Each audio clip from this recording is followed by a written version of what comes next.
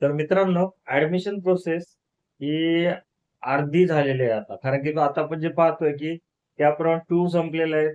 त्याच्यानंतर 2 राउंड नंतर तिसऱ्या राउंडचे ऑप्शन फॉर्म भरून झालेले आहेत. म्हणून ज्या विद्यार्थ्यांनी आता ऑप्शन फॉर्म भरलेले आहेत त्यांना फक्त अलॉटमेंट आणि पुढच्या शेड्यूलमध्ये काय करायचं याची वाट बघायची आहे. त्याच्यामुळे अर्धी प्रोसेस तर कंप्लीट झालेली आहे.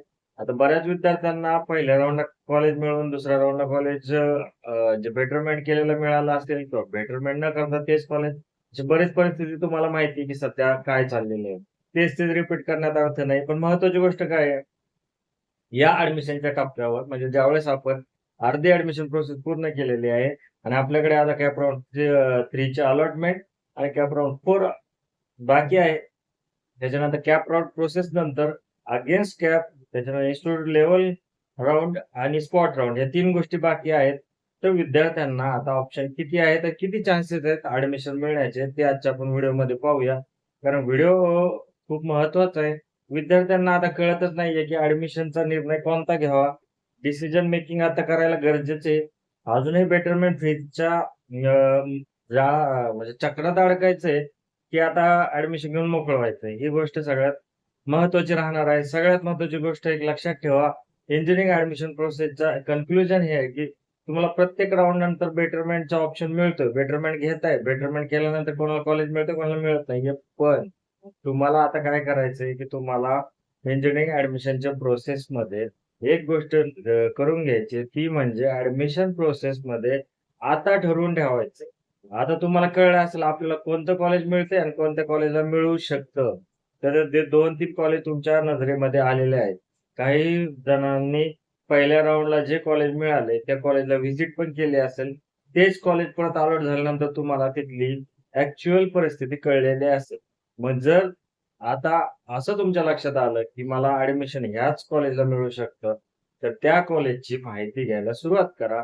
कारण की तुम्हाला आता कदाचित कॅप राउंड 2, 3 आणि 4 नंतरही समजा बदल नाही झाला, तर त्या कॉलेजमध्ये ऍडमिशन घ्यायला लागू शकतं. त्याचबरोबर जर काही मुलांना बदलून जरी कॉलेज मिळालं आणि बेटरमेंट केल्यानंतर तुमच्याकडे आता अशा तर आजच्या व्हिडिओमध्ये हे सांगायची गोष्ट मी करतोय, की कॅप राउंड 3 आणि कॅप राउंड 4 मध्ये तुम्हाला करायचं काय आहे, की आपलं सीट कॅप राउंड मधून कसं बुक होईल किंवा आपल्याला कॅप राउंड 3 आणि 4 मधून कसं सीट मिळेल, हे तुम्हाला पाहायचं आहे. त्याच्यामुळे कॅप राउंड 3 आणि 4 ही 2 अशी संधी आहे तुम्हाला, ज्यामध्ये तुम्हाला तुमचं सीट मिळवून घ्यायचं आहे. कारण की एकदा कॅप राउंड संपल्यानंतर इन्स्टिट्यूट लेव्हल राउंड आणि ज्या बाकीच्यामध्ये तुम्हाला जे काही बेनिफिट आहे ते मिळणार नाही. मग माझा आजच्या व्हिडिओमधून तुम्हाला एकच संदेश राहील, की प्रत्येक विद्यार्थ्यांनी तुमचं जे काही डिसिजन घ्यायचं आहे ते कॅप राउंड मध्येच घ्या. आता तुम्हाला जे बेटरमेंट करायची, तुम्हाला फ्रीज करायचंय, जे काही करायचंय, तुमची कॉलेजची लिस्ट सगळ्या काही गोष्टी आपल्याला सांगून झालेल्या आहेत. कॉलेज लिस्ट प्रॉपर बनवा, अलॉटमेंट व्यवस्थित करा, फ्रीज करा. फ्रीमध्ये जर तुम्हाला चांगलं कॉलेज मिळालं असेल, नसेल मिळालं तर बेटरमेंट करून चौथ्या राउंड जा. पण ज्यांना ऑटो फ्रीज होते त्यांनीही कॉलेज सोडून जाण्याची घाई करू नका. आधी ऍडमिशन घेऊन ठेवा, नंतर पुढच्या राउंडचा विचार करा. नाहीतर तुम्ही काय करताल, काही विद्यार्थ्यांना मला हे कॉलेज नकोच होतं, लागलंय मी सोडून गेलो. अशा चुका काही करू नका. कॅप राउंड 3 आणि 4 हा असा टप्पा आहे की जिथे तुम्हाला ही शेवटची संधी असणार आहे की या 2 राउंड मधून आपल्याला जे कॉलेज मिळालंय त्या कॉलेजमधून कास्टचे कॅटेगरीचे बेनिफिट मिळवण्याचे. म्हणून जे कॉलेज कॅप राउंड मध्ये सहभागी आहे त्याच्यापैकी एखादं कॉलेज मिळालं तर खूप चांगलं. हा असं याचा अर्थ नाही की कोणतंही कॉलेज घ्या. त्या कॉलेजमध्ये समजा नवीन चालू झालं असेल, काहीच सोय नसतील आणि काही जे कॉलेज आहेत की ते सध्या क्वालिटी एज्युकेशन देत नसतील, तर त्या कॉलेजमध्ये ऍडमिशन घेण्याची चूक करू नका. त्यामुळे एक गोष्ट सांगतो विद्यार्थी मित्रांनो, की तुम्हाला फक्त करायचं काय आहे, की या कॅप राउंड 3 मध्ये जे कॉलेज अलॉट होते, ते जर चांगलं वाटत असेल, तर लगेच फ्रीज करून टाका. जर तुम्हाला त्याच्याविषयी काही शंका वाटत असेल, तर फक्त एक शेवटचा कॅप राउंड 4 पर्यंत जा. पण कॅप राउंडला इग्नोर करू नका. कॅप राउंड 4 नंतर जे प्रोसेस होणार आहे, त्याच्यामध्ये तुम्हाला कदाचित बेटर चान्स मिळतीलही. पण त्याच्यासाठी कॅप राउंडला इग्नोर करणं खूप चुकीचं राहील आणि कॅप राउंडची प्रोसेस आता तुम्ही जेवढ्या चांगल्या पद्धतीने रजिस्ट्रेशन, व्हेरिफिकेशन पासून ते फायनल मेरिट लिस्ट त्या आतापर्यंत कॅप राउंडचे फॉर्म भरण्यापर्यंत केलेली आहे. त्या मेहनत वाया जाऊन देऊ नका. आता तुम्हाला चांगल्या कॉलेजमध्ये अलॉटमेंट मिळाल्यानंतरही ऍडमिशनची प्रोसेस पूर्ण होईपर्यंत सगळी प्रोसेस व्यवस्थित करायची आहे. अलॉटमेंट झाल्यानंतर तुम्हाला आपले जे डॉक्युमेंट आहेत तेही व्यवस्थित घेऊन जायचे. कोणतं डॉक्युमेंट नसेल तुमच्याकडे ते प्रोड्यूस करण्याचं कामही तुमच्याकडे आहे. मग एखाद्याला डॉक्युमेंट मिळालं नाही आणि त्याचं ऍडमिशन कॅन्सल झालं, अशा काही गोष्टी होऊ नका.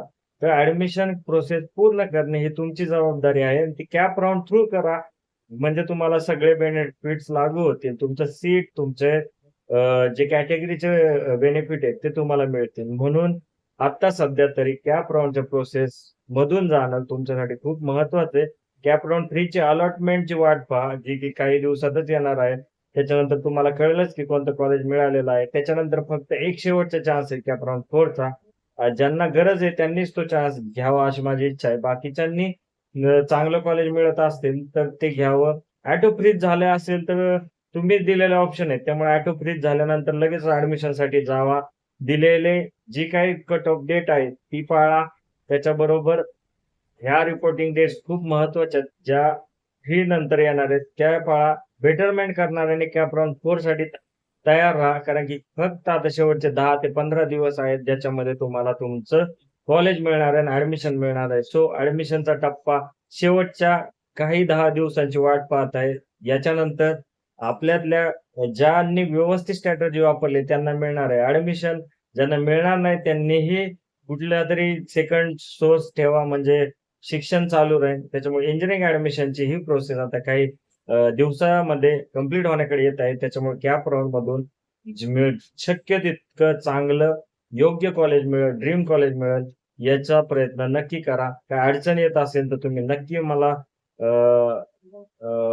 तर आमच्या कमेंट करू शकता आणि माझ्या चॅनलला सबस्क्राईब करू शकता. आणि काही वाटल्यास कमेंट नक्की करून तुमचे मत नोंदवा. व्हिडिओ आवडल्यास लाईक नक्की करा आणि चॅनलला सबस्क्राईब करा. धन्यवाद.